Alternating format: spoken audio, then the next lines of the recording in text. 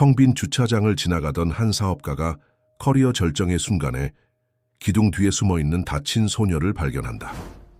겁먹고 맨발인 소녀는 건물을 짓는 나쁜 남자 때문에 모든 것을 잃었다고 말한다. 그녀가 밝힌 우연과 세부 사항에 흥미를 느낀 그는 이 이야기 어딘가에 지나치게 어두운 무언가가 있다고 의심하기 시작한다.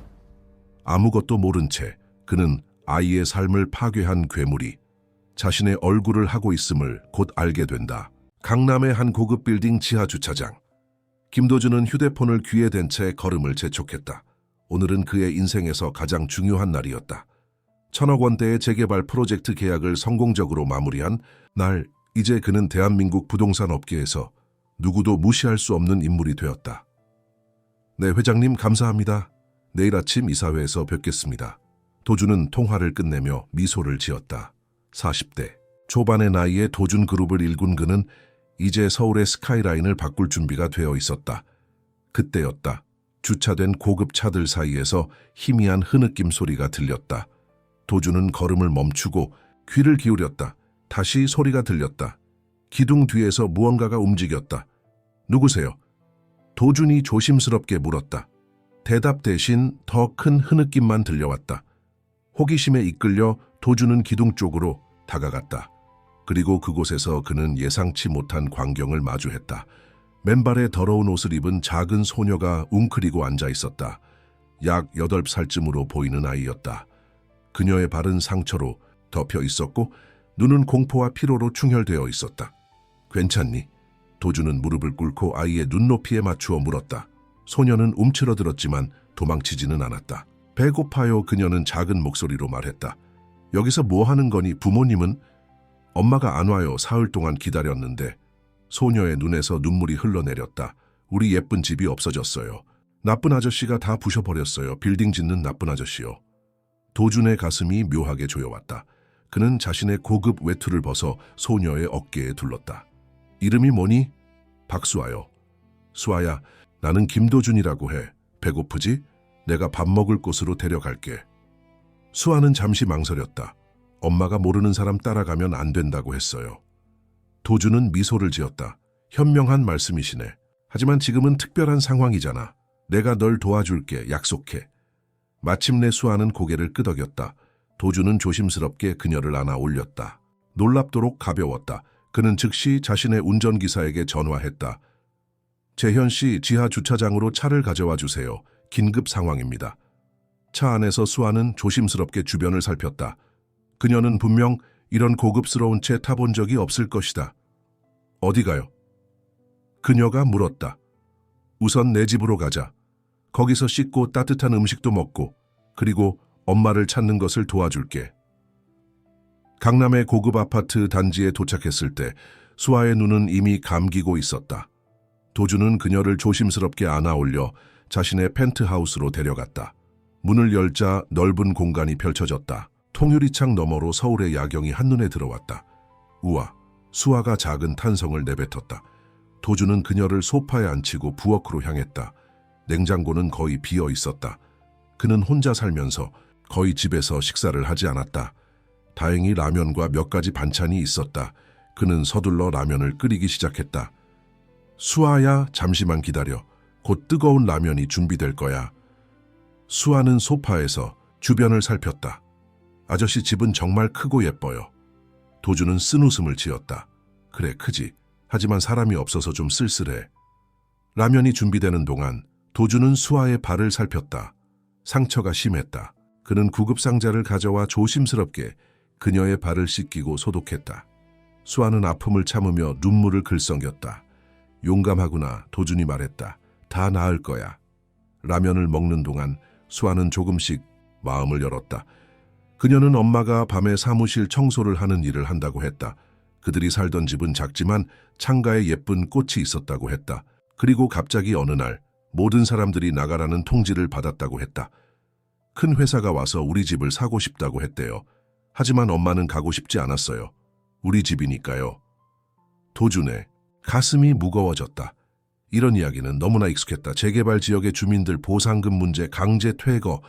그의 회사도 여러 번 이런 과정을 거쳤다.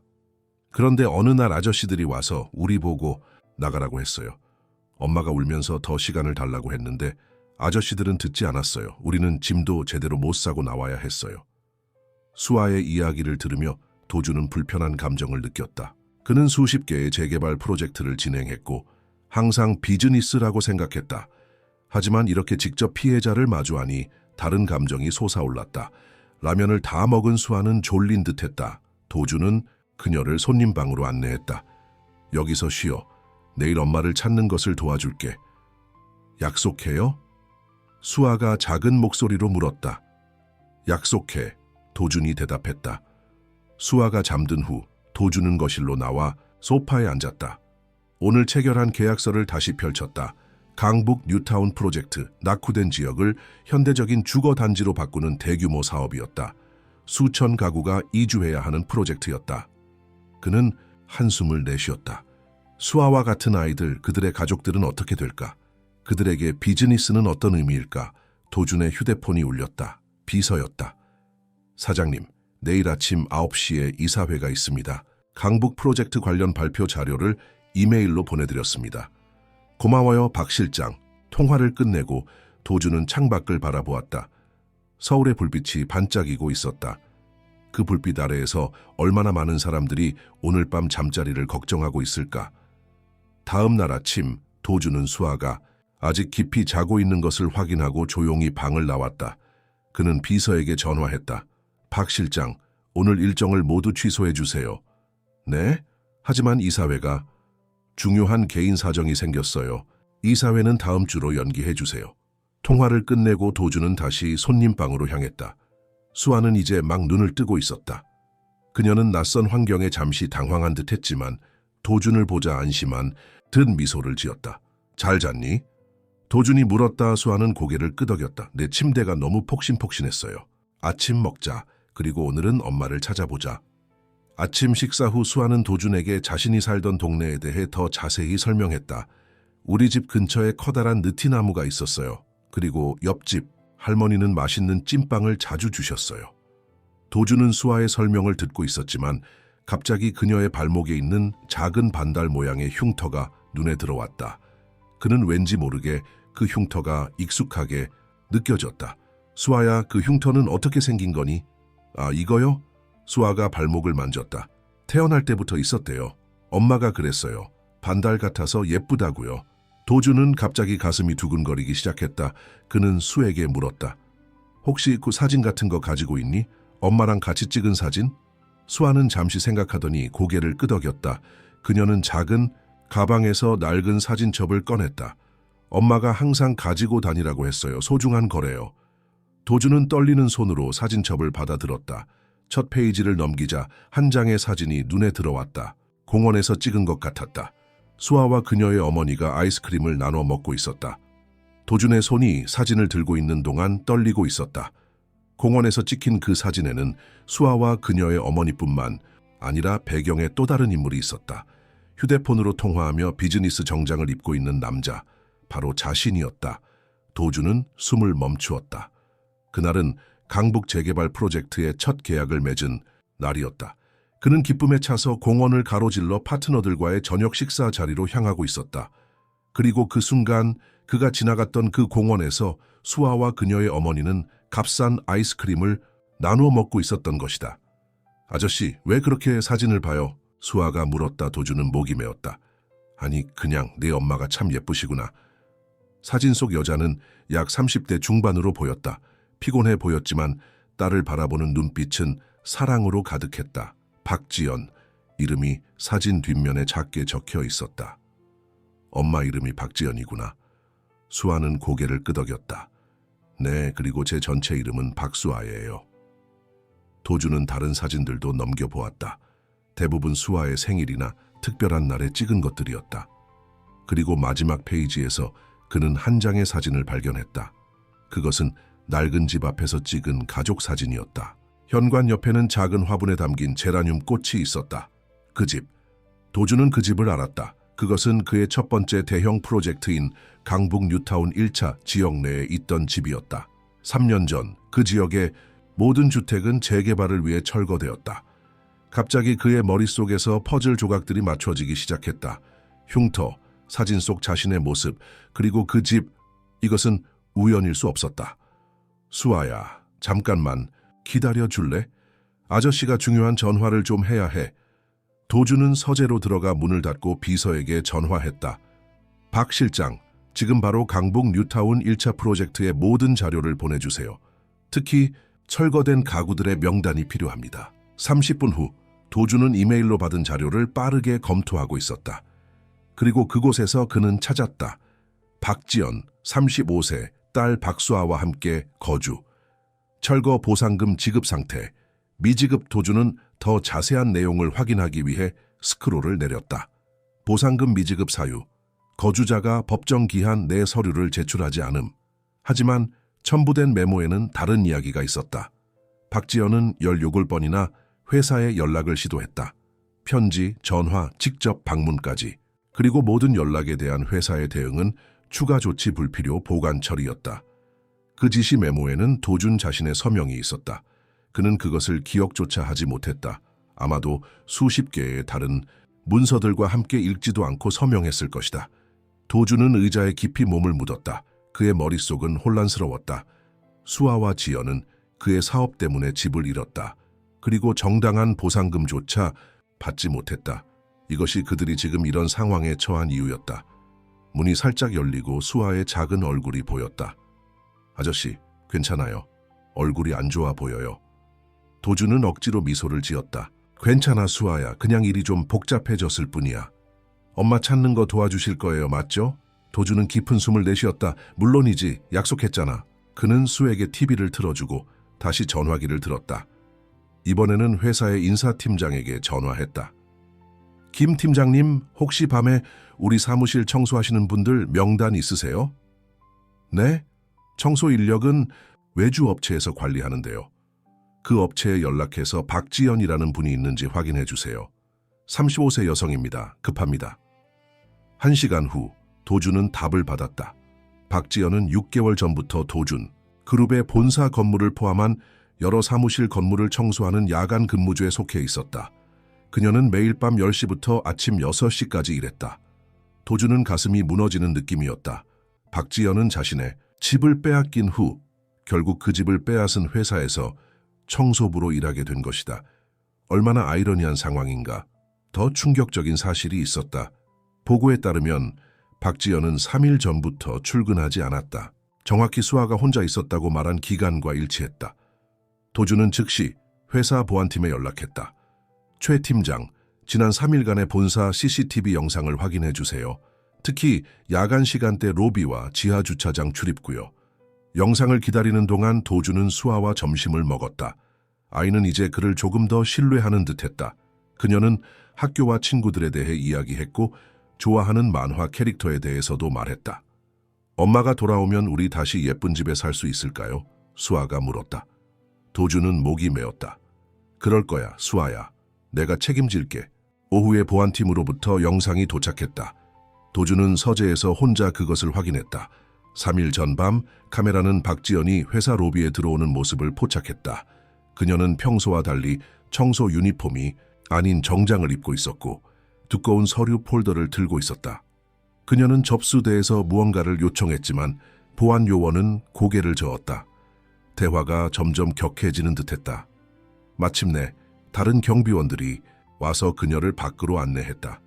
그러나 가장 충격적인 장면은 그 다음이었다.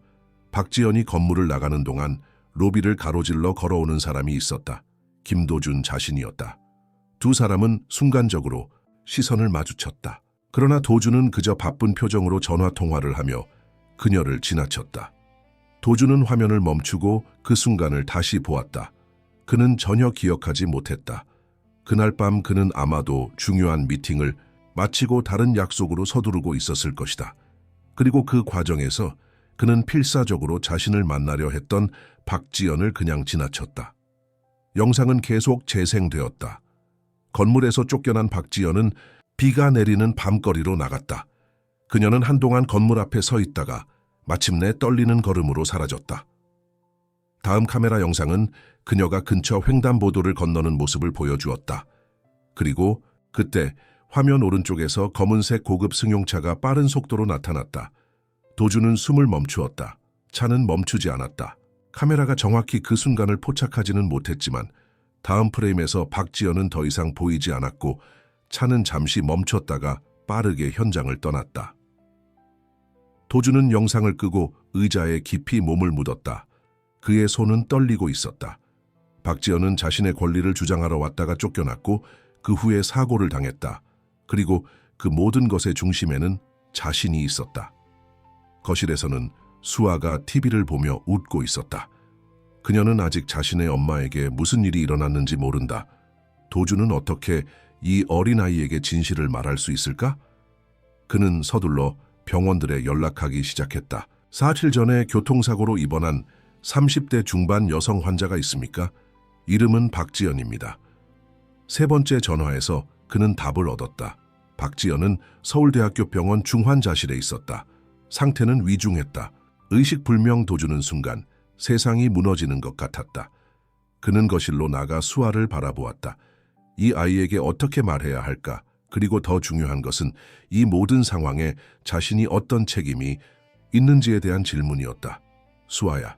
그가 조용히 불렀다. 엄마를 찾았어. 수아의 눈이 반짝였다.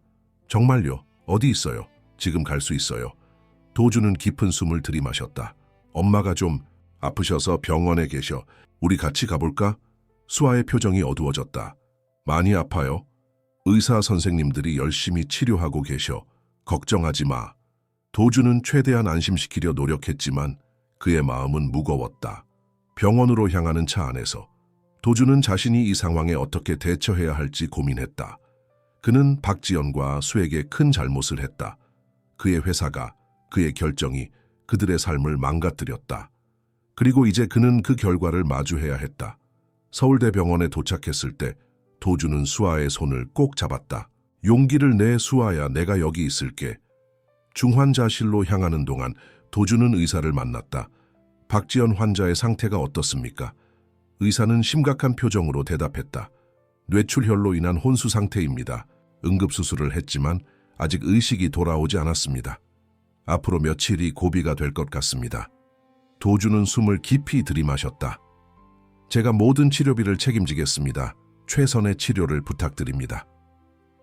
의사는 고개를 끄덕였다. 혹시 환자와 어떤 관계이신가요? 도주는 잠시 망설였다. 그는 무엇이라고 말해야 할까? 친구? 고용주? 아니면 그녀의 삶을 망가뜨린 장본인? 저는 그녀를 도와야 할 사람입니다. 중환자실 유리창 너머로 박지연의 모습이 보였다. 여러 의료 장비에 연결된 그녀는 평화롭게 잠든 것처럼 보였지만 도주는 그 평화 뒤에 감춰진 싸움을 느낄 수 있었다. 생과 사 사이의 싸움. 엄마! 수아가 유리창에 손을 대며 외쳤다. 엄마, 일어나요, 수아예요. 간호사가 다가와 부드럽게 말했다. 지금은 면회가 어렵습니다. 하지만 내일 특별히 잠깐 들어가 볼 수 있도록 해드릴게요. 도주는 수아의 어깨를 감싸 안았다. 수아야, 엄마는 너의 목소리를 들을 수 있을 거야. 엄마가 빨리 나아서 우리와 함께 할 수 있도록 기도하자. 수아의 눈에서 눈물이 흘러내렸다. 엄마가 왜 이렇게 됐어요? 도주는 무슨 말을 해야 할지 몰랐다. 어떻게 이 아이에게 진실을 말할 수 있을까? 그녀의 엄마가 그들의 권리를 주장하러 왔다가 쫓겨났고 그 후 사고를 당했다는 것을, 그리고 그 모든 것의 중심에 자신이 있었다는 것을. 차 사고였어, 수아야. 하지만 걱정하지 마. 최고의 의사 선생님들이 엄마를 치료하고 계셔. 그들은 병원 카페테리아로 갔다. 도주는 수에게 핫초코와 샌드위치를 사주었다. 아이는 조용히 음식을 먹었다. 그녀의 눈에서는 이제 두려움 대신 깊은 슬픔이 보였다. 수아야, 내가 약속할게.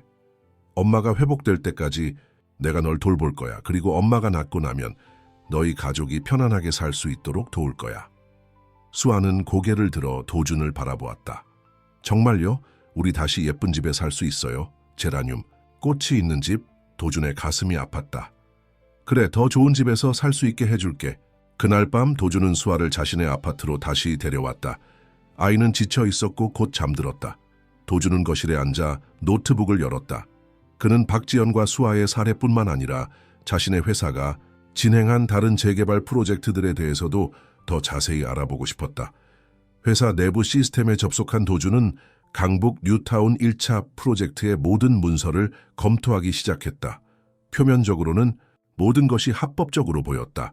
적절한 보상금 책정, 이주 대책, 법적 절차. 하지만 세부 사항을 들여다보니 불편한 진실들이 드러났다. 보상금 지급 업무를 담당한 하청업체가 프로젝트 완료 직후 갑자기 파산했다. 이로 인해 여러 가구가 정당한 보상을 받지 못했다. 그리고 더 충격적인 것은 그 하청업체가 실제로는 도준그룹의 자회사였다는 사실이었다. 법적 책임을 회피하기 위한 페이퍼 컴퍼니였던 것이다. 도주는 머리를 감싸 안았다. 그는 정말 이런 결정에 서명했던 것일까? 아니면 그의 이름이 악용된 것일까? 그는 계속해서 문서를 살펴보았다. 그리고 또 다른 충격적인 사실을 발견했다. 박지연이 현재 살고 있는 것으로 추정되는 낡은 아파트 단지는 강남 뉴타운 3차 프로젝트의 대상 지역이었다. 즉, 그녀는 두 번째 강제 이주를 앞두고 있었던 것이다. 이런 제길, 도주는 중얼거렸다. 그의 회사는 이들을 한번 내쫓은 것도 모자라 다시 한번 쫓아내려 하고 있었다. 그날 밤 도주는 잠을 이루지 못했다. 그는 자신이 쌓아 올린 제국이 얼마나 많은 사람들의 희생 위에 세워졌는지 생각했다. 그는 항상 자신을 도시 개발의 선구자, 낙후 지역 재생의 주역으로 생각해왔다. 하지만 이제 그는 자신의 사업이 가져온 어두운 면을 직면하고 있었다. 다음 날 아침, 도주는 일찍 일어나 자신의 비서에게 전화했다. 박 실장, 오늘 일정도 모두 취소해 주세요. 네? 사장님, 오늘은 정말 중요한 미팅이 여러 개 있습니다. 특히 강남 뉴타운 3차 프로젝트 관련. 모두 취소하라고 했잖아요. 도준의 목소리는 평소보다 단호했다. 그리고 한 가지 더. 개인 비서와 내부 감사팀장을 내 자택으로 보내주세요. 그리고 절대 비밀로 해주세요.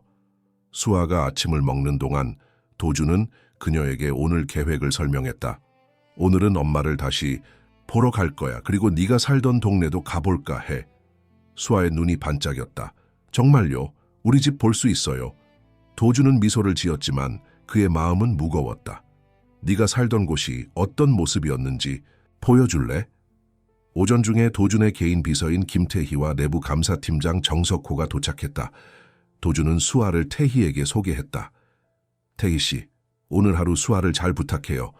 내가 석호 씨와 중요한 일을 처리하는 동안 수아와 함께 있어 주세요. 태희는 놀란 표정이었지만 곧 수에게 따뜻한 미소를 지었다. 안녕 수아야, 나는 태희 이모야. 오늘 우리 재미있게 지내자. 도준은 석호를 서재로 안내했다. 문을 닫자마자 그는 단도직입적으로 말했다. 석호 씨, 당신을 신뢰하기 때문에 부른 겁니다. 우리 회사의 재개발 프로젝트, 특히 보상금 지급 과정에 심각한 문제가 있는 것 같습니다. 석호의 표정이 굳어졌다. 어떤 문제입니까, 사장님? 도준은 어젯밤 발견한 모든 것을 설명했다. 가짜 하청업체, 미지급된 보상금, 주민들의 불만을 무시한 회사의 관행까지. 철저히 조사해주세요. 모든 피해자를 찾아내고 정확한 피해 규모를 파악해야 합니다. 그리고 이 일은 절대 비밀로 해주세요. 석호는 잠시 침묵했다가 조심스럽게 물었다. 사장님, 이런 조사가 회사에 큰 타격을 줄 수 있습니다. 특히 강남 뉴타운 3차 프로젝트가 시작되는 시점에. 도준의 눈빛이 날카로워졌다. 석호 씨, 당신은 내가 이런 일을 덮으려 한다고 생각하나요? 아닙니다. 다만 나는 진실을 원합니다. 그리고 잘못된 것을 바로잡고 싶습니다. 비용이나 회사의 이미지는 중요하지 않습니다. 석호는 놀란 듯했지만 고개를 끄덕였다. 알겠습니다, 사장님. 최대한 빨리 조사하겠습니다. 오후에 도준은 수아와 함께 병원으로 향했다. 약속대로 의사들은 수아가 잠시 중환자실에 들어가 어머니를 볼 수 있도록 허락했다. 도준은 밖에서 기다렸다. 수아는 보호장구를 착용하고 조심스럽게 어머니의 병상 옆으로 다가갔다. 그녀는 어머니의 손을 잡고 작은 목소리로 말했다. 엄마, 수아예요. 빨리 나와서 같이 놀러 가요. 아저씨가 우리 도와준대요. 좋은 아저씨예요. 도준은 유리창 너머로 그 장면을 지켜보며 가슴이 찢어지는 듯한 아픔을 느꼈다. 수아는 그를 좋은 아저씨라고 생각하고 있지만 실상은 그가 이 모든 비극의 원인이었다. 병원에서 나온 후 도주는 수에게 물었다. 이제 네가 살던 동네로 가볼까? 그들은 강북구의 낙후된 지역으로 향했다. 도주는 이곳이 한때 강북 뉴타운 1차 프로젝트 지역이었다는 것을 알고 있었다. 지금은 고급 아파트 단지가 들어서 있었다. 여기에요? 수아가 물었다. 우리 집 있던 곳이요? 도주는 고개를 끄덕였다. 그런 것 같아. 많이 바뀌었지? 수아는 주변을 둘러보았다. 다 달라져서 모르겠어요. 근데 저기 큰 나무. 그건 기억나요. 그들은 단지 주변을 걸었다. 수아는 가끔 무언가를 기억해냈다. 여기 빵집이 있었어요. 저기는 제가 자주 놀던 놀이터였어요. 그러다 갑자기 수아가 발걸음을 멈추었다. 아, 이모. 그녀는 가게 앞에서 물건을 정리하고 있던 중년 여성에게 달려갔다. 김 이모, 저 기억나요? 수아예요. 여자는 놀란 표정으로 수아를 바라보았다. 수아, 지연이 딸 수아, 세상에. 김 이모는 수아를 꼭 안아주었다. 어쩐 일이니? 너희 어디 살고 있어? 엄마는? 도준이 다가왔다. 김 이모는 그를 보고 표정이 굳어졌다. 당신은? 안녕하세요. 저는 김도준입니다. 수아를 돌보고 있습니다. 박지연 씨가 현재 병원에 입원해 계셔서 김 이모의 눈이 커졌다. 지연이가 왜 무슨 일이 있었어? 도준은 상황을 간략히 설명했다. 김 이모의 표정은 점점 어두워졌다. 들어오세요. 이야기를 더 나눠요. 김 이모는 그들을 작은 분식집으로 안내했다. 가게 안에서 김 이모는 수에게 떡볶이와 순대를 내주었다. 수아가 음식을 먹는 동안 김 이모는 도준에게 낮은 목소리로 말했다. 당신이 도준그룹의 그 김도준 사장님이죠? 도준은 놀랐다. 저를 아십니까? 모를 리가 있나요? 우리 동네를 밀어버리고 저런 고급 아파트를 지은 사람이. 김 이모의 목소리에는 분노가 묻어 있었다. 저는 운이 좋아 작은 보상금으로 이 가게를 열 수 있었지만 지연이 같은 사람들은. 도준은 고개를 숙였다. 죄송합니다. 제가 모든 것을 바로잡고 싶습니다. 김 이모는 의심스러운 눈빛으로 그를 바라보았다. 갑자기 왜요? 도준은 솔직하게 대답했다. 수아를 만났기 때문입니다. 그리고 제가 얼마나 많은 사람들의 삶을 망가뜨렸는지 깨달았습니다. 김 이모는 한동안 그를 관찰하다가 한숨을 내쉬었다. 지연이는 정말 힘들게 살았어요. 집을 잃은 후 그녀는 여러 곳을 전전했죠. 보상금도 제대로 받지 못했고요. 수아를 위해 밤낮으로 일했어요. 그런데도 항상 밝은 모습을 보여주려 했죠. 특히 수아 앞에서는. 도준은 가슴이 무거워졌다. 지연 씨가 저희 회사에 여러 번 연락했다는 것을 알게 됐습니다. 그럼요. 수십 번이요. 하지만 아무도 그녀의 이야기를 들으려 하지 않았죠. 결국 그녀는 직접 찾아가기로 했어요. 3일 전에 도준은 자신이 본 CCTV 영상을 떠올렸다. 알고 있습니다. 김 이모는 수아를 바라보았다. 아이는 행복하게 떡볶이를 먹고 있었다. 수아는 정말 착한 아이예요. 지연이는 그 아이에게 세상에서 가장 좋은 것만 주고 싶어 했어요. 잠시 침묵이 흐른 후 김 이모가 물었다. 이제 어떻게 하실 건가요? 도준은 결연한 표정으로 대답했다. 모든 것을 바로잡을 겁니다. 지연 씨의 치료비를 전액 부담하고 수아를 돌볼 것이며 우리 회사로 인해 피해를 입은 모든 사람들에게 정당한 보상을 할 겁니다. 김 이모는 회의적인 표정이었다. 말은 쉽죠. 하지만 당신 같은 부자들은 항상 그렇게 말하다가 결국 자신의 이익만 챙깁니다. 이번에는 다릅니다. 도준은 진심을 담아 말했다. 제 명예를 걸고 약속합니다. 수아가 식사를 마치고 그들에게 다가왔다. 김 이모, 맛있었어요. 고마워요. 김 이모는 미소를 지었다. 우리 수아, 언제나 잘 먹는구나. 지연이 엄마가 빨리 나와서 너희 다시 함께 살 수 있으면 좋겠다. 돌아가는 길에 수아는 조용했다. 도준이 물었다. 무슨 생각해? 엄마가 보고 싶어요. 수아가 작은 목소리로 말했다. 엄마 없이는 너무 무서워요. 도준은 수아의 손을 잡았다. 걱정하지 마, 수아야. 내가 있잖아. 그리고 엄마도 곧 나아실 거야. 그날 밤 수아가 잠든 후 도준은 내부 감사팀장 정석호로부터 전화를 받았다. 사장님, 조사 결과 일부가 나왔습니다. 예상보다 상황이 더 심각합니다. 어떤 의미죠?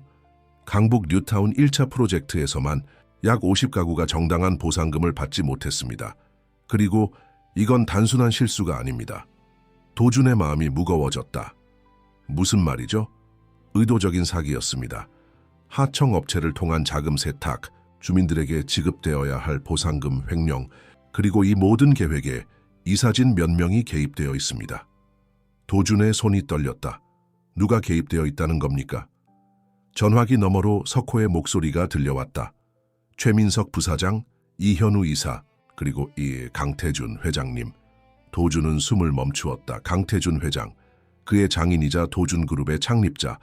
도준은 10년 전 강태준의 딸과 결혼했고 그 후 회사의 2인자로 빠르게 성장했다. 5년 전 아내와 이혼한 후에도 그는 여전히 장인의 신임을 받으며 회사를 이끌어왔다. 증거가 확실합니까? 네, 사장님. 내부 문서와 이메일 교환 기록이 있습니다. 특히 박지연 씨의 경우 그녀가 보상금을 요구할 때마다 특별관리 대상으로 분류하라는 지시가 있었습니다. 도준은 이 말을 짚었다. 왜 하필 박지연 씨였을까요?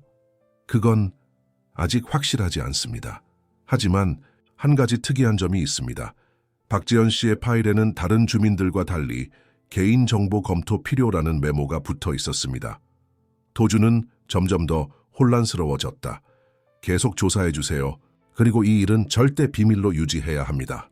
통화를 마친 후 도준은 거실 창가에 서서 서울의 야경을 바라보았다.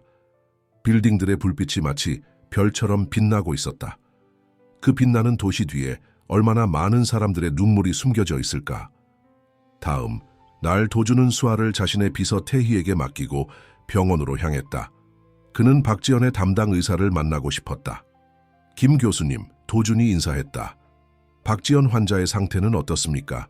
뇌신경외과 교수는 차트를 확인하며 대답했다. 아직 의식은 돌아오지 않았지만 뇌파 활동이 점점 안정되고 있습니다. 희망적인 징후입니다. 완전히 회복될 가능성은요? 의사는 조심스럽게 대답했다. 현 단계에서 단정적으로 말하기는 어렵습니다. 하지만 환자가 젊고 건강하다는 것은 긍정적인 요소입니다. 다만 의식이 돌아온다 해도 신경학적 후유증이 남을 수 있습니다. 도준은 고개를 끄덕였다. Wanting to do this. 어떤 치료든 비용 걱정 없이 최선을 다해주세요. 제가 모든 책임을 지겠습니다. 의사는 잠시 도준을 관찰하더니 물었다. 실례지만 환자와 어떤 관계이신가요? 도준은 잠시 망설였다. 저는 그녀의 딸 수아를 돌보고 있습니다. 그리고 지연 씨의 현재 상황에 제가 일부 책임이 있다고 생각합니다. 의사는 더 묻지 않았다. 환자 상태에 변화가 있으면 즉시 연락드리겠습니다. 병원을 나온 도준은 회사로 향했다. 오랜만에 출근이었다. 사무실에 들어서자 직원들이 놀란 표정으로 그를 맞이했다.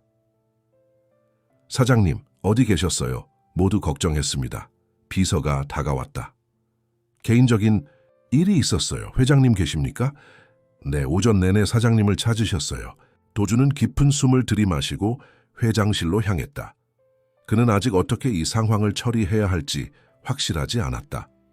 장인을 직접 컨프런테이션 하는 것은 현명한 전략이 아닐 수 있었다. 우선은 더 많은 정보를 수집하고 조용히 해결책을 모색하는 것이 좋겠다고 판단했다.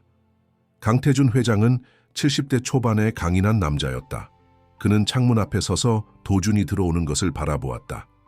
드디어 나타났군. 어디 있었나? 도준은 공손하게 인사했다. 죄송합니다, 회장님. 개인적인 일이 있었습니다. 개인적인 일? 강남 뉴타운 3차 프로젝트가 시작되는 시점에 강 회장의 목소리에는 분노가 담겨 있었다. 이사회에도 참석하지 않고 중요한 미팅들도 모두 취소하고 무슨 생각이야? 도준은 침착하게 대답했다. 제가 잠시 재충전의 시간이 필요했습니다. 지난 몇 년간 쉬지 않고 일해왔으니까요. 강 회장은 의심스러운 눈빛으로 그를 바라보았다. 갑자기 너답지 않군. 도준은 화제를 돌렸다. 강남 프로젝트는 순조롭게 진행되고 있습니까? 그럼 네가 없어도 회사는 돌아가네. 강 회장은 책상으로 돌아가 앉았다. 다음 주 화요일에 착공식이 있어 반드시 참석해야 해. 물론입니다. 도준은 고개를 끄덕였다. 회장님, 혹시 과거 강북 뉴타운 1차 프로젝트 관련 문제는 없었습니까? 보상금 미지급 같은. 강 회장의 눈이 날카로워졌다. 왜 갑자기 그런 걸 묻지? 그냥 궁금해서요. 최근에 비슷한 케이스가 다른 회사에서 있었다고 해서. 걱정할 필요 없어. 우리 회사는 항상 법적 절차를 철저히 따르고 있어. 강 회장의 목소리는 단호했다. 이제 새 프로젝트에 집중해. 과거는 과거일 뿐이야. 도주는 더 이상 질문하지 않았다. 그는 회장님과 짧게 대화를 마치고 자신의 사무실로 향했다. 사무실에 들어서자 그는 책상 위에 쌓여있는 서류들을 보았다. 강남 뉴타운 3차 프로젝트 관련 문서들이었다. 그는 서류를 펼쳐보았다. 이 프로젝트로 인해 약 300가구가 이주해야 했다. 그 중에는 박지연이 현재 살고 있는 아파트도 포함되어 있었다. 도주는 결심했다. 그는 이 프로젝트를 통해 박지연과 수아 그리고 다른 주민들에게 정당한 보상을 하고 싶었다. 하지만 직접적으로 회사의 과거 비리를 폭로하는 것은 너무 위험할 수 있었다. 특히 자신의 장인이 연루되어 있다면. 그는 다른 방법을 생각해냈다. 우선 박지연과 수아를 위한 새로운 집을 마련하고 지연의 치료비를 전액 부담하는 것, 그리고 다른 피해자들을 위해서는 익명으로 기금을 조성하는 것. 그는 자신의 개인 재산을 활용할 수 있었다. 도주는 비서를 불렀다.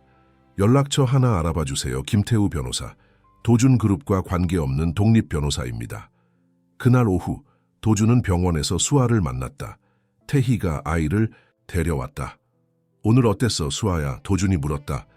재미있었어요. 태희 이모랑 아쿠아리움도 가고 맛있는 것도 많이 먹었어요. 수아의 목소리는 평소보다 밝았다. 그리고 엄마한테 줄 선물도 샀어요. 수아는 작은 봉지를 열어 인형을 꺼냈다. 엄마가 깨어나면 줄 거예요. 엄마가 곰인형을 좋아하거든요. 도주는 미소를 지었지만 가슴이 아팠다. 이 아이는 아직도 어머니가 곧 깨어날 거라고 믿고 있었다. 그들은 중환자실로 향했다. 박지연의 상태는 여전히 변함이 없었다. 수아는 유리창 너머로 어머니를 바라보며 인형을 들어 보였다. 엄마, 보세요. 선물이에요. 빨리 나와서 같이 놀아요. 도주는 복도 끝에서 담당 의사를 발견했다. 잠시 수아를 봐주세요. 그는 태희에게 말하고 의사에게 다가갔다. 교수님, 혹시 잠깐 시간 있으십니까? 의사는 고개를 끄덕였다. 그들은 조용한 상담실로 자리를 옮겼다. 실은 제가 박지연 씨를 위한 특별한 제안을 하고 싶습니다. 도준이 말했다. 해외 의료진 자문도 받고 싶고 필요하다면 특수치료나 재활 프로그램도 고려하고 있습니다. 의사는 놀란 표정이었다. 그런 수준의 치료는 매우 고가입니다만 비용은 문제 없습니다. 다만 제 이름이 직접 거론되지 않았으면 합니다. 저는 그저 익명의 후원자로 남고 싶습니다. 의사는 잠시 도준을 살펴보다가 고개를 끄덕였다. 알겠습니다. 최선의 치료 옵션을 검토해 보겠습니다. 상담을 마치고 나온 도준은 다시 수에게 돌아갔다. 아이는 여전히 어머니를 바라보고 있었다. 수아야, 이제 가자. 내일 다시 올게. 그들이 병원을 나설 때 도준의 휴대폰이 울렸다. 김태우 변호사였다. 도준 씨 만날 시간이 있으신가요? 중요한 이야기가 있습니다. 도준은 수아와 태희를 먼저 집으로 보내고 강남의 한 카페에서 김태우를 만났다. 태우는 도준의 대학 선배이자 시민단체에서 활동하는 인권 변호사였다. 오랜만이네, 도준아. 태우가 반갑게 인사했다. 갑자기 연락해서 놀랐어. 도준그룹의 사장님이 나 같은 사람을 찾다니. 도준은 미소를 지었다. 선배님의 도움이 필요해요. 아주 중요한 일입니다. 도준은 자신이 알게 된 모든 것을 설명했다. 박지연과 수아의 이야기, 회사의 불법적인 보상금 미지급, 그리고 경영진의 연루 가능성까지. 태우는 심각한 표정으로 들었다. 태우는 이건 큰 스캔들이 될 수 있어. 특히 네가 회사의 주인자라는 점에서. 알고 있습니다. 하지만 저는 이 상황을 바로잡고 싶어요. 다만 직접적인 폭로는 아직 시기상조일 수 있습니다. 그럼 어떻게 하고 싶은 거야? 도준은 자신의 계획을 설명했다. 우선 박지연과 수아를 위한 신탁을 설립하고 싶습니다. 익명으로요. 그들이 평생 경제적 걱정 없이 살 수 있도록. 그리고 다른 피해자들을 위한 재단도 설립하고 싶습니다. 태우는 고개를 끄덕였다. 가능해. 하지만 그것만으로는 구조적인 문제를 해결할 수 없어. 알고 있습니다. 장기적으로는 회사의 관행을 바꾸고 책임자들이 책임을 지도록 할 겁니다. 하지만 지금은 수아와 지연 씨를 보호하는 것이 우선입니다. 태우는 잠시 생각하더니 말했다. 내가 도울게. 하지만 한 가지 약속해줘. 결국에는 진실이 공개되어야 한다는 것을. 그래야만 정의가 이루어질 수 있어. 도준은 고개를 끄덕였다. 약속합니다. 다음 날 도주는 수아와 함께 아침을 먹고 있었다. 아이는 이제 그와 함께 있는 것에 익숙해진 듯했다. 그녀는 심지어 도준의 아파트를 우리 집이라고 부르기 시작했다. 아저씨, 오늘은 뭐 해요? 수아가 물었다. 오늘은 특별한 곳에 가볼까 해. 네가 좋아할 것 같아. 그들은 서울 외곽의 한 주택 단지로 향했다. 작지만 아름다운 정원이 있는 주택들이 모여 있는 곳이었다. 도주는 차를 한 집 앞에 세웠다. 여기가 어디예요? 수아가 물었다. 들어가 볼래? 그들은 집 안으로 들어갔다. 집은 비어 있었지만 깨끗하게 정리되어 있었다. 거실, 주방, 2개의 침실이 있는 아담한 집이었다. 특히 앞마당에는 작은 화단이 있었다. 이 집 어때? 도준이 물었다. 수아는 눈을 크게 뜨고 집 안을 둘러보았다. 너무 예뻐요. 누구 집이에요? 도준은 미소를 지었다. 아직 주인이 없어. 하지만 네 엄마가 좋아할 것 같지 않아. 수아의 눈이 반짝였다. 엄마랑 여기 살 수 있어요? 그럴 수 있도록 노력해 볼게. 엄마가 낳으면 이런 집에서 새 출발을 하는 거야. 수아는 기쁨에 차서 집 안을 뛰어다녔다. 여기가 내 방이 될 거예요. 그리고 엄마 방은 저기. 앞마당에는 예쁜 꽃도 심을 거예요. 도주는 수아의 모습을 보며 가슴이 따뜻해졌다. 이것이 그가 할 수 있는 최소한의 보상이었다. 그는 이미 태호를 통해 이 집을 구입하는 절차를 시작했다. 박지연과 수아의 이름으로 된 신탁을 통해 익명으로. 그날 오후 도준과 수아는 병원으로 향했다. 그런데 병원 로비에 도착하자마자 의사가 급히 다가왔다. 김 사장님, 좋은 소식이 있습니다. 도준의 심장이 빨리 뛰기 시작했다. 무슨 일입니까? 박지연 환자가 방금 의식을 되찾았습니다. 엄마가 깨어났어요? 수아가 흥분해서 외쳤다. 지금 당장 볼 수 있어요? 의사는 미소를 지었다. 그래, 곧 볼 수 있을 거야. 하지만 먼저 몇 가지 검사를 해야 해. 도준은 안도의 한숨을 내쉬었다. 상태는 어떻습니까? 아직 완전히 회복된 것은 아닙니다. 기억에 일부 혼란이 있고 언어 능력도 아직 완전하지 않습니다. 하지만 이는 모두 일시적인 현상일 가능성이 높습니다. 수아는 참을 수 없다는 듯이 중환자실 쪽을 바라보았다. 언제 엄마 볼 수 있어요? 1시간 정도 후에 의사가 대답했다. 그동안 병원 카페에서 뭐라도 먹는 게 어떨까? 카페에서 수아는 너무 들떠 있어서 음식에 손도 대지 않았다. 엄마한테 인형 줄 거예요. 그리고 새 집에 대해서도 말해줄 거예요. 도주는 조심스럽게 말했다. 수아야, 엄마가 아직 완전히 회복된 건 아니야. 너무 많은 이야기를 한꺼번에 하면 엄마가 피곤해하실 수 있어. 천천히, 조금씩 이야기하자. 수아는 고개를 끄덕였지만 여전히 흥분된 표정이었다. 1시간 후 그들은 박지연이 옮겨진 일반 병실로 향했다. 문 앞에서 도주는 잠시 멈추었다. 그는 박지연을 직접 대면하는 것이 두려웠다. 그녀가 자신을 알아볼까? 자신이 누구인지, 그녀의 불행에 어떤 책임이 있는지 알까? 아저씨, 빨리요. 수아가 재촉했다. 도주는 깊은 숨을 들이마시고 문을 열었다. 병실 안 박지연은 침대에 반쯤 일어나 앉아 있었다. 그녀는 창백했고 머리에는 붕대가 감겨 있었다. 하지만 그녀의 눈은 살아 있었다. 수아를 보자마자 그녀의 눈에 눈물이 고였다. 수아. 그녀의 목소리는 약했지만 사랑으로 가득했다. 엄마. 수아는 달려가 어머니를 조심스럽게 안았다. 엄마, 보고 싶었어요. 모녀의 재회를 지켜보며 도주는 문 옆에 조용히 서 있었다. 그는 이 순간을 방해하고 싶지 않았다. 박지연은 딸을 꼭 안고 그녀의 머리를 쓰다듬었다. 우리 수아 혼자 많이 무서웠지? 미안해. 엄마가 미안해. 수아는 고개를 저었다. 괜찮아요, 엄마. 아저씨가 저 잘 돌봐줬어요. 그제서야 박지연은 문 앞에 서 있는 도준에게 시선을 돌렸다. 그녀의 눈이 갑자기 커졌다. 당신은? 도준은 불안하게 한 걸음 앞으로 나왔다. 안녕하세요, 박지연 씨. 저는 김도준입니다. 박지연의 표정이 굳어졌다. 그녀는 분명 그를 알아보았다. 도준 그룹의 그 사장님? 도준은 고개를 끄덕였다. 네, 수아를 우연히 만나게 되었고 상황을 알게 된 후 도움을 드리고 싶었습니다. 박지연의 눈에는 복잡한 감정이 교차했다. 놀라움, 혼란, 그리고 경계심. 내 딸을 왜 도와주셨나요? 수아가 끼어들었다. 엄마, 아저씨, 정말 좋은 사람이에요. 맛있는 것도 많이 사주고 병원비도 다 내주고. 우리 새 집도 보여줬어요. 새 집이라고?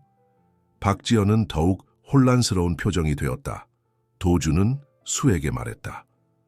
수아야, 잠시 밖에서 기다려. 줄래? 엄마랑 이야기를 좀 해야 할 것 같아. 수아는 망설였지만 결국 고개를 끄덕이고 방을 나갔다. 방에 둘만 남자, 무거운 침묵이 흘렀다. 마침내 도준이 입을 열었다. 정말 죄송합니다. 박씨, 당신과 수아가 겪은 모든 일에 대해 제가 책임이 있습니다.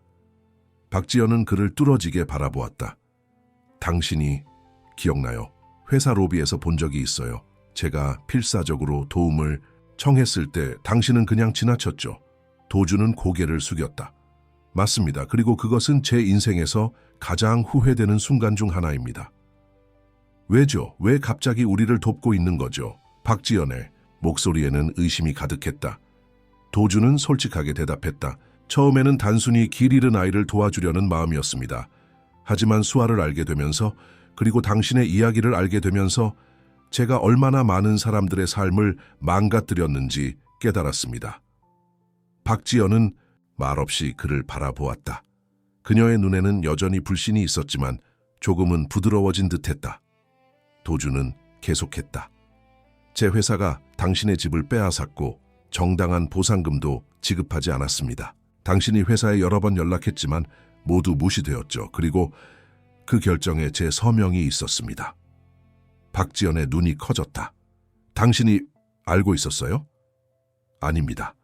저는 수많은 문서에 서명하면서 그것이 어떤 영향을 미칠지 생각하지 않았습니다. 그것이 더 큰 잘못이죠. 도주는 자세한 이야기를 계속했다. 어떻게 수아를 만났는지, 어떻게 그녀와 지연의 이야기를 알게 되었는지, 그리고 회사의 불법 행위를 조사하기 시작했는지에 대해. 지금은 제가 할 수 있는 모든 것을 하고 있습니다. 당신의 치료비를 책임지고 당신과 수아를 위한 새 집을 마련했습니다. 그리고 다른 피해자들을 위한 재단도 설립 중입니다. 박지연은 한동안 침묵했다. 마침내 그녀가 말했다. 그게 당신의 양심을 편하게 하나요? 도주는 고개를 저었다. 아닙니다. 이것은 시작에 불과합니다. 저는 모든 진실을 공개하고 책임자들이 책임을 지도록 할 것입니다.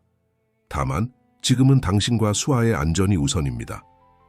박지연은 창밖을 바라보았다. 수아는 잘 있었나요? 네, 정말 용감한 아이입니다. 당신을 너무 사랑하고 계속 당신이 돌아오기를 기다렸어요.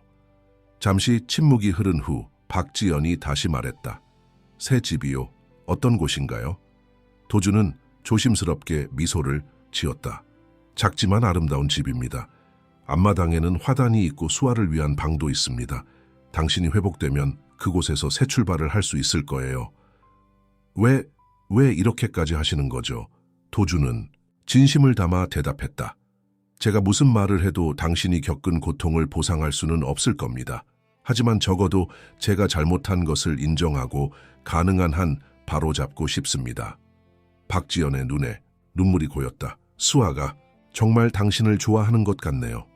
수아는 정말 특별한 아이입니다.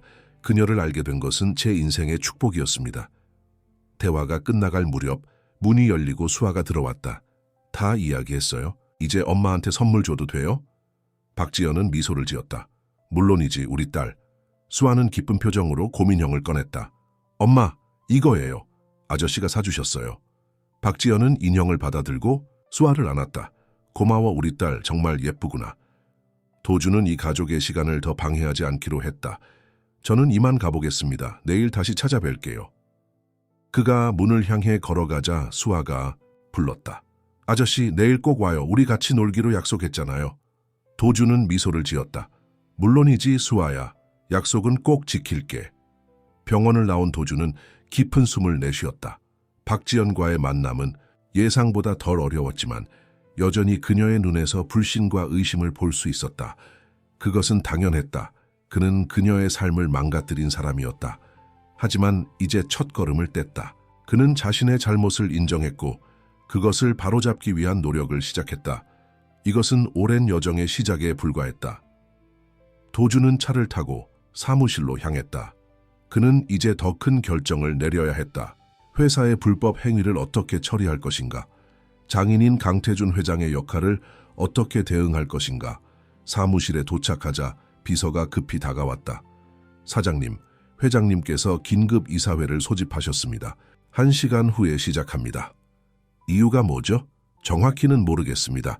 하지만 강남 프로젝트와 관련된 것 같습니다. 도주는 고개를 끄덕였다. 알겠습니다. 준비해 주세요. 그는 자신의 사무실로 들어가 문을 닫았다. 내부 감사팀장 정석회에게 전화를 걸었다. 석호 씨, 조사는 어떻게 진행되고 있습니까? 사장님, 상황이 점점 더 심각해지고 있습니다.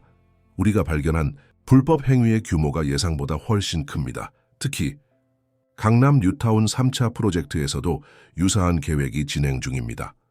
도준의 가슴이 무거워졌다. 증거는 확보했습니까? 네, 충분합니다. 이메일, 내부 메모, 계좌 내역까지 모두 안전한 곳에 보관해 두었습니다. 좋습니다. 계속 비밀리에 진행해 주세요. 그리고 오늘 긴급 이사회가 있다고 합니다. 혹시 아는 바가 있나요? 석호는 잠시 침묵했다. 사실 제가 내부 고발자가 있다는 소문을 들었습니다. 아마도 회장님이 뭔가 눈치챈 것 같습니다. 도주는 갑자기 불안해졌다. 어떤 의미죠? 정확하지는 않지만 누군가가 회장님께 사장님이 내부 조사를 진행 중이라는 정보를 흘린 것 같습니다. 도주는 이 말을 짚었다. 상황이 예상보다 빨리 전개되고 있었다. 그는 아직 준비가 덜 되어 있었다. 박지연과 수아를 위한 안전망, 다른 피해자들을 위한 재단, 모든 것이 아직 진행 중이었다. 석호 씨, 모든 증거를 지금 당장 변호사에게 전달해 주세요. 김태우 변호사입니다. 연락처를 보내드릴게요. 이사회 시간이 다가왔다. 도주는 회의실로 향했다.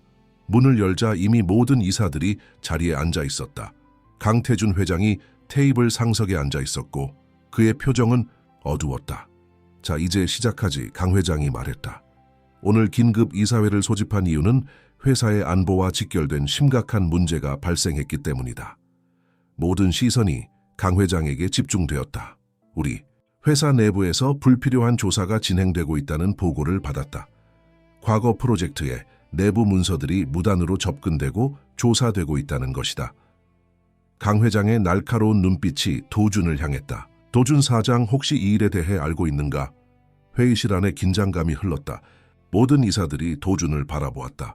도준은 침착하게 대답했다. 네, 알고 있습니다. 제가 그 조사를 지시했습니다. 강 회장의 눈이 가늘어졌다. 무슨 권한으로?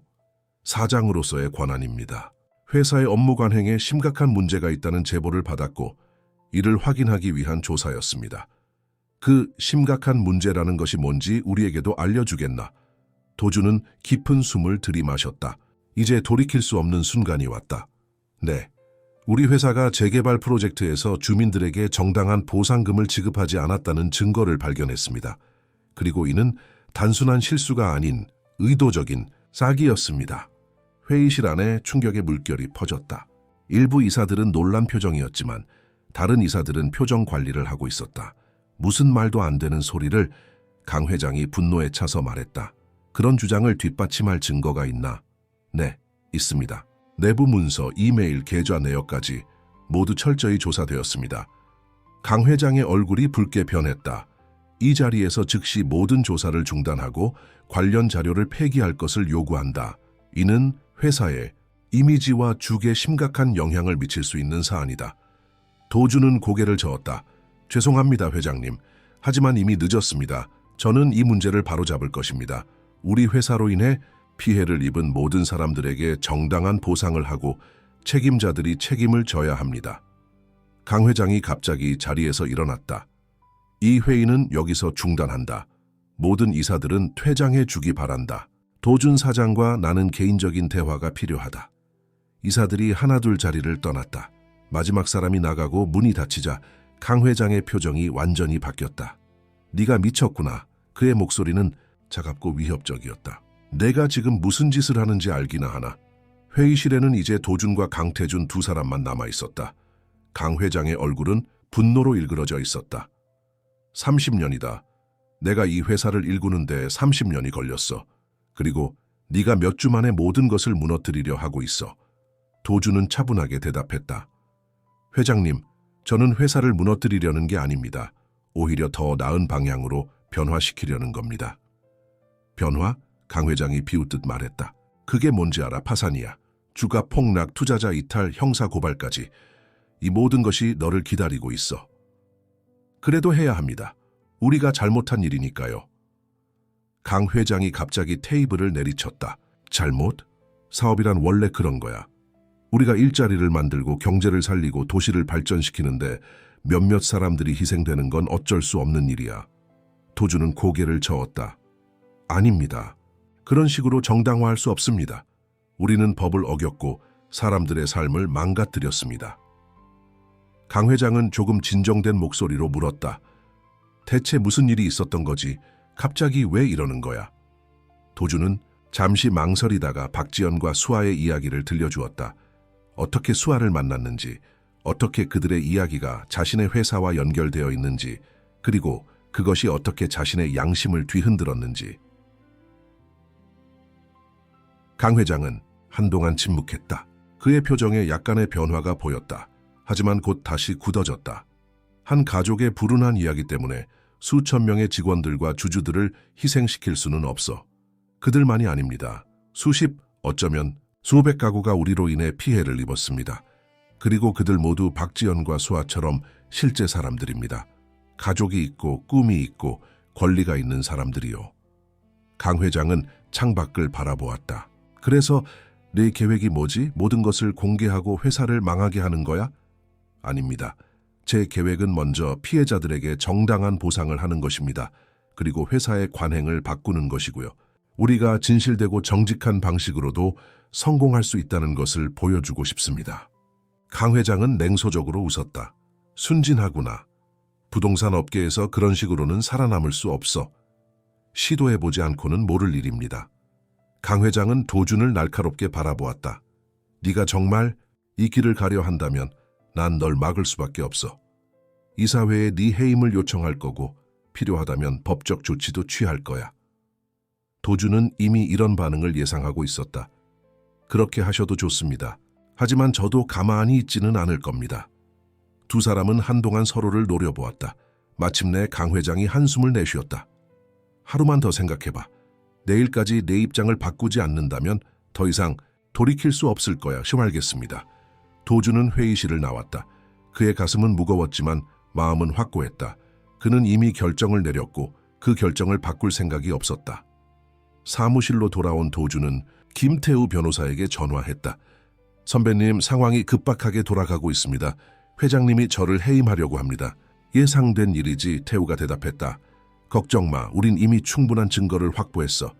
이제 어떻게 할 거야? 제가 회사를 떠나더라도 진실은 반드시 공개되어야 합니다. 다만 박지연과 수아의 안전이 우선입니다. 알았어, 내가 그들을 보호할 방법을 마련할게. 그리고 도준아, 넌 용감한 선택을 했어. 자랑스럽게 생각해.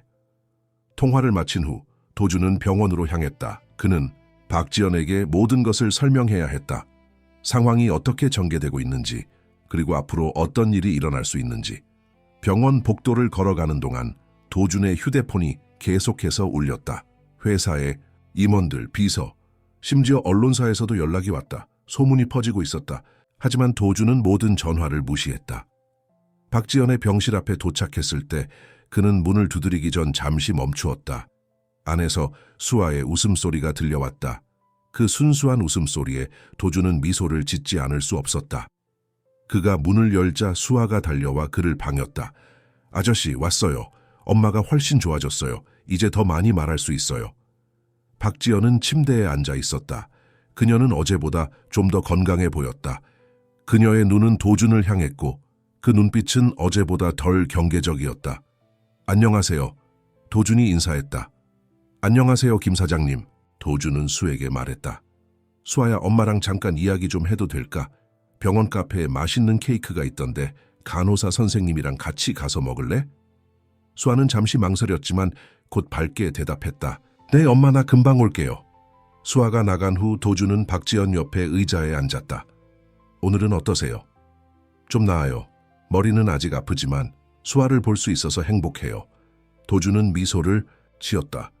수아는 정말 특별한 아이예요. 박지연도 부드럽게 미소를 지었다. 네, 그 아이는 제 전부예요. 잠시 침묵이 흐른 후 도준이 입을 열었다. 박 씨, 중요한 이야기가 있습니다. 회사에서 상황이 급변하고 있어요. 그는 이사회에서 있었던 일, 강태준 회장과의 대립, 그리고 앞으로 닥칠 수 있는 일들에 대해 설명했다. 저는 아마 내일이면 회사에서 해고될 겁니다. 그리고 회장님은 저를 법적으로 공격할 수도 있어요. 하지만 걱정하지 마세요. 제가 이미 모든 준비를 했습니다. 당신과 수아는 안전할 거예요. 박지연은 놀란 표정이었다. 왜 이렇게까지 하세요? 당신의 경력, 평판, 모든 것을 잃을 수도 있잖아요. 도준은 진심을 담아 대답했다. 그동안 저는 성공이란 돈과 권력을 의미한다고 생각했습니다. 하지만 수아를 만나고 당신의 이야기를 알게 되면서 진정한 성공은 다른 사람들의 삶에 긍정적인 영향을 미치는 것이라는 걸 깨달았습니다. 박지연의 눈에 눈물이 고였다. 정말 고맙습니다. 하지만 저희 때문에 당신이 모든 것을 잃는다면. 도준은 고개를 저었다. 제가 잃는 것보다 얻는 것이 더 많습니다. 양심, 자유, 그리고 새로운 시작의 기회. 그때 병실 문이 갑자기 열렸다. 수아가 케이크를 들고 뛰어들어왔다. 엄마 아저씨, 맛있는 초콜릿 케이크예요. 대화는 중단되었지만 박지연과 도준 사이에 무언가가 변했다. 상호 이해와 존중의 감정이 싹트고 있었다. 그날 저녁 도준은 자신의 아파트로 돌아왔다. 그는 내일을 위해 준비해야 했다. 모든 개인 물품을 정리하고 중요한 서류들을 안전한 곳에 보관했다. 그리고 자신의 변호사에게 마지막 지시사항을 전달했다. 다음 날 아침 도준은 평소보다 일찍 회사에 도착했다. 사무실은 아직 조용했다. 그는 자신의 사무실로 향했고 놀랍게도 그곳에서 강태준 회장을 발견했다. 회장님, 도준이 인사했다. 이렇게 일찍 오실 줄은 몰랐습니다. 강 회장은 창가에 서 있었다. 그의 표정은 읽기 어려웠다. 생각해봤나? 결정은 변함없나? 도준은 고개를 끄덕였다. 네, 변함없습니다. 제가 믿는 바를 따르겠습니다. 강 회장은 한숨을 내쉬었다. 그리고 갑자기 그의 표정이 부드러워졌다. 알았다. 내가 질문이 하나 있는데 그 여자, 박지연. 그녀에게 특별한 관심을 갖는 이유가 뭐지? 도준은 놀랐다. 그저 그녀와 딸이 우리 회사로 인해 부당하게 고통받았기 때문입니다. 강 회장의 눈이 가늘어졌다. 정말로 그게 다야? 다른 이유는 없어? 무슨 말씀이신지. 강 회장이 손을 들어 도준을 막았다. 나도 조사를 했어. 박지연의 개인정보를 살펴봤지. 그리고 흥미로운 사실을 발견했어. 도준은 혼란스러웠다. 무슨 말씀이십니까? 강 회장은 서랍에서 파일을 꺼내 도준에게 건넸다. 직접 확인해봐. 도준은 떨리는 손으로 파일을 열었다. 그곳에는 박지연의 신상 정보가 들어있었다. 그리고 맨 마지막 페이지에 도준은 충격적인 문서를 발견했다. DNA 검사 결과였다. 그리고 그 결과는 명확했다. 박지연은 강태준의 딸이었다. 도준은 고개를 들어 강 회장을 바라보았다. 이게 사실입니까? 강 회장은 창밖을 바라보며 고개를 끄덕였다. 30년 전 나는 아직 작은 건설회사의 사장이었어. 한 여대생을 만났지. 박미영이라는. 우리는 잠시 관계를 가졌고 그녀는 임신했어. 하지만 그때 나는 이미 다른 여자와 약혼한 상태였고. 도준은 말을 잇지 못했다. 박미영, 박지연의 어머니 이름이었다. 그래서 그녀를 떠났어. 돈을 주고 다시는 연락하지 말라고 했지. 그 후 내 인생은 계속 나아갔고 회사는 성장했어. 그리고 10년 전 내 비서가 보고를 가져왔어. 박미영이 세상을 떠났고 그녀의 딸 박지연이 혼자 남았다고. 도준의 머릿속은 혼란스러웠다. 그래서 그녀를 감시했던 겁니까? 그리고 그녀가 보상금을 요구할 때마다 거절했고요. 강 회장의 눈에 후회의 빛이 스쳤다.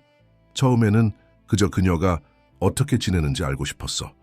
하지만 그녀가 우리 회사의 재개발 지역에 살고 있다는 것을 알았을 때 두려워졌지. 그녀가 진실을 알게 되면 모든 것이 무너질 것 같았어. 그래서 그녀를 의도적으로 괴롭혔다는 말씀입니까? 자신의 친딸을? 강 회장은 고개를 숙였다. 그땐 그게 최선이라고 생각했어. 하지만 이제 보니 내가 얼마나 어리석었는지 알겠다.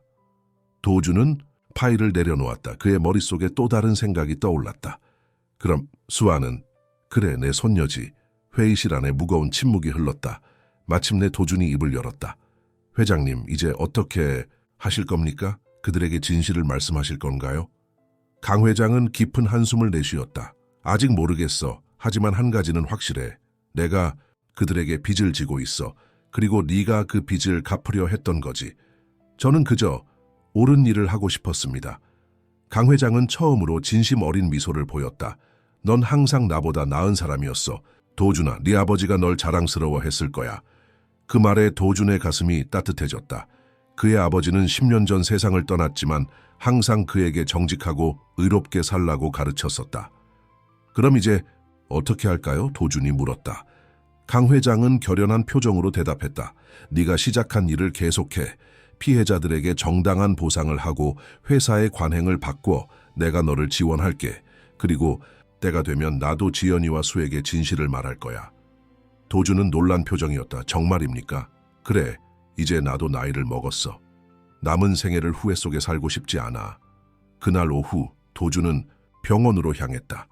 그의 마음은 여전히 복잡했지만 이제 희망의 빛이 보이는 것 같았다. 박지연과 수아의 병실로 들어서자 그는 그들을 새로운 시선으로 바라보았다. 그들은 이제 단순한 피해자가 아니었다. 그들은 가족이었다. 6개월 후 서울 외곽의 평화로운 주택가 도준은 차에서 내리며 깊은 숨을 들이마셨다. 봄의 공기가 상쾌했다. 그는 작은 정원이 있는 집으로 향했다. 문 앞에 도착하자마자 현관문이 열렸고 수아가 달려나왔다. 아저씨, 그녀는 도준의 품에 안겼다. 오늘은 뭐 가져왔어요?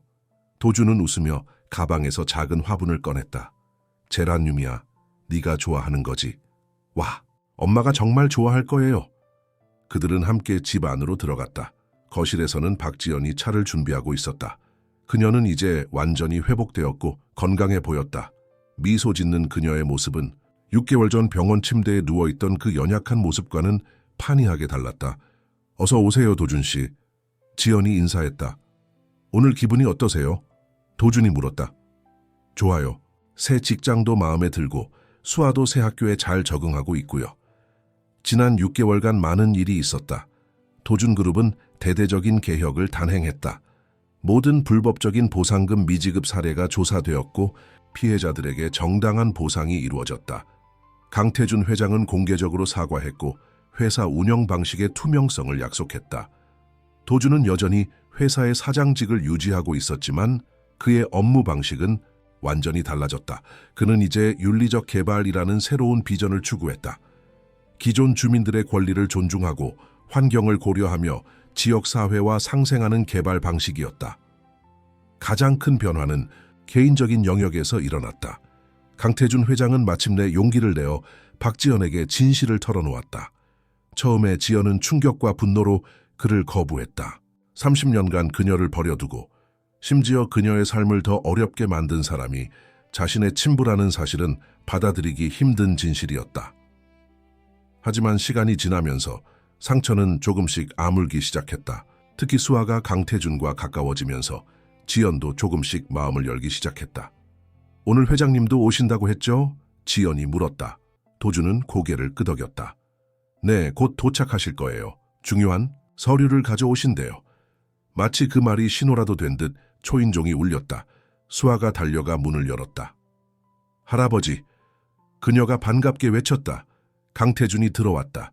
그의 모습도 많이 변해 있었다.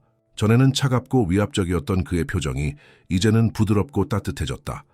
특히 수아를 바라볼 때면 그의 눈에는 사랑과 후회가 섞인 복잡한 감정이 담겨 있었다. 우리 수아, 학교는 잘 다니고 있니? 강 회장이 물었다. 내 친구도 많이 사귀었어요. 그리고 선생님이 제 그림이 제일 예쁘대요. 그래? 역시 내 손녀딸이구나. 지연은 조용히 인사했다. 아버님 어서 오세요. 차 한잔 하시겠어요? 고맙다, 지연아. 그들은 거실에 모여 앉았다. 지난 6개월간 이 가족은 매주 이렇게 만나 조금씩 서로를 알아가고 있었다. 처음에는 어색했지만 이제는 편안한 분위기가 형성되었다. 강 회장이 서류 가방을 열었다. 오늘은 중요한 일이 있어서 왔어. 지연아, 이건 내 재산의 일부를 너와 수에게 양도하는 서류야. 그동안 내가 너희에게 해준 것이 없었으니 이제라도 책임을 다하고 싶어. 지연은 놀란 표정이었다. 아버님, 이미 충분히 해주셨어요. 이 집도 그렇고. 아니다, 이건 내 의무야. 그리고 강 회장은 잠시 망설이다가 작은 상자를 꺼냈다. 이건 네 어머니의 것이었어. 내가 오랫동안 간직해왔어. 상자 안에는 오래된 사진 한 장과 은으로 만든 펜던트가 있었다. 사진 속에는 젊은 여성이 웃고 있었다. 박미영, 지연의 어머니였다. 지연의 눈에 눈물이 고였다. 그녀는 조심스럽게 사진을 들었다. 엄마, 미영이는 정말 아름다운 여성이었어. 넌 그녀를 많이 닮았어, 지연아. 강 회장의 목소리에는 진한 후회가 묻어 있었다. 수아가 다가와 사진을 들여다보았다. 이게 외할머니예요? 예쁘시네요. 방 안에는 잠시 감동적인 침묵이 흘렀다. 도주는 이 가족이 서로를 찾아가는 모습을 지켜보며 따뜻한 감정을 느꼈다. 강 회장이 다시 입을 열었다. 그리고 도준에게도 할 말이 있어. 모두의 시선이 도준에게 향했다. 도준아, 넌 이 모든 변화의 중심에 있었어. 네가 아니었다면 나는 평생 내 딸과 손녀를 모른 채 살았을 거야. 그리고 우리 회사도 계속 그릇된 길을 걸었을 거고. 강 회장은 진심 어린 목소리로 말을 이었다. 정말 고맙다. 도준은 미소를 지었다. 모든 것이 수아 덕분입니다. 그 아이가 저를 변화시켰어요. 수아는 도준의 옆에 앉아 그의 팔을 껴안았다. 아저씨가 제일 좋아요. 이 순간 도준은 자신의 마음을 더 이상 숨길 수 없었다. 지난 6개월간 그는 박지연에게 점점 더 깊은 감정을 느끼고 있었다. 그녀의 강인함, 따뜻함, 그리고 딸을 향한 무조건적인 사랑은 그를 매료시켰다. 사실 오늘 저도 할 말이 있습니다. 도준이 자리에서 일어났다. 그는 주머니에서 작은 상자를 꺼냈다. 지연의 눈이 커졌다. 도준 씨, 지연 씨, 우리가 처음 만났을 때는 최악의 상황이었죠. 하지만 그 만남이 제 인생에서 가장 중요한 전환점이 되었습니다. 당신과 수아를 알게 되면서 저는 진정으로 중요한 것이 무엇인지 배웠습니다. 도준은 지연 앞에 무릎을 꿇었다. 박지연 씨, 저와 함께 새로운 시작을 하지 않겠습니까? 제가 당신과 수아를 평생 사랑하고 보호할 수 있게 해주세요. 방 안에 긴장감이 감돌았다. 강 회장은 놀란 표정이었지만 그의 눈에는 기쁨이 보였다. 수아는 흥분해서 제자리에서 뛰었다. 엄마, 응해요. 지연의 눈에는 눈물이 고였다. 그녀는 천천히 도준의 손을 잡았다. 정말 괜찮으세요? 저는 아무것도 가진 게 없는데. 도준은 고개를 저었다. 당신은 세상에서 가장 소중한 것을 가지고 있습니다. 사랑할 수 있는 마음과 용서할 수 있는 용기. 그것은 어떤 부나 명예보다도 값진 것입니다. 지연은 마침내 미소를 지었다. 네, 함께하고 싶어요. 수아가 기쁨의 함성을 질렀고 강 회장은 만족스러운 미소를 지었다. 일주일 후 그들은 작은 공원에서 약혼식을 열었다. 그곳은 수아가 어머니와 함께 아이스크림을 먹던 바로 그 공원이었다. 3년 전 도준이 무심코 지나쳤던 그 장소에서 이제 그들은 새로운 시작을 선언했다. 약혼식은 소박했지만 따뜻했다. 김태우, 정석호 등 도준의 가까운 친구들과 김 이모를 비롯한 지연의 오랜 지인들이 참석했다. 강태준 회장은 자랑스러운 표정으로 딸의 손을 도준에게 건넸다. 나의 두 아이를 잘 부탁한다. 강 회장이 도준에게 말했다. 평생 소중히 하겠습니다. 도준이 대답했다. 약혼식 후 세 사람은 새 집의 정원에서 함께 시간을 보냈다. 수아는 도준과 함께 제라늄을 심고 있었고 지연은 그들을 바라보며 미소 짓고 있었다. 이제 정말 가족이 되는 거예요. 수아가 물었다. 도준은 수아의 머리를 쓰다듬었다. 그래, 우리는 이미 가족이야. 그럼 아저씨를 이제 아빠라고 불러도 돼요? 도준의 눈에 눈물이 고였다. 물론이지, 수아야. 아빠, 수아가 도준을 꼭 안았다. 우리 영원히 함께 있을 거예요, 그쵸? 그럼 영원히, 도준이 대답했다.